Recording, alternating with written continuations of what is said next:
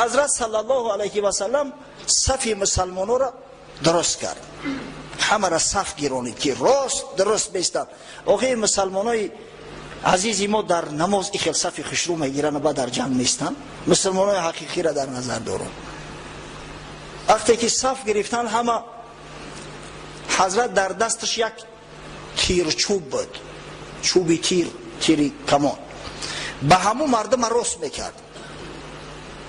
یکی از صحابه ها با نام سواد ابن غزیه اندک پیشتر بوده است. حضرت صلی الله علیه و سلم به حزم همون تیرچوب نوکش تیز است، در شکمش خلالید که یا سواد در صف راست بیست، چرا در صف راست نمیستی؟ چرا از مردم پیشتر میستی؟ سواد گفت یا رسول الله آزارم دادی، شکمش سوراخ کردی، من قصاص طلب میکنم. حضرت صلی الله علیه و سلم شکمش برهنه کرد،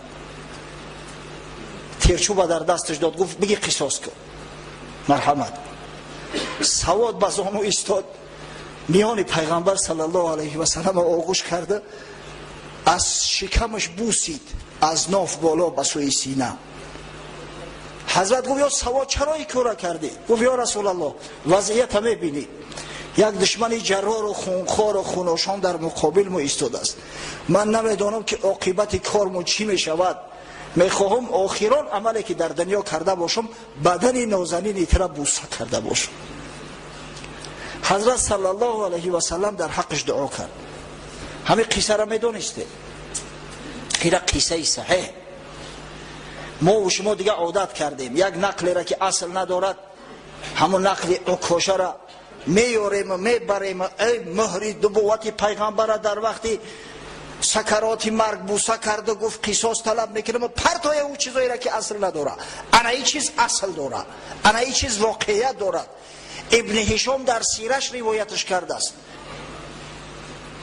ابن اسحاق در مغازیش آورده استش.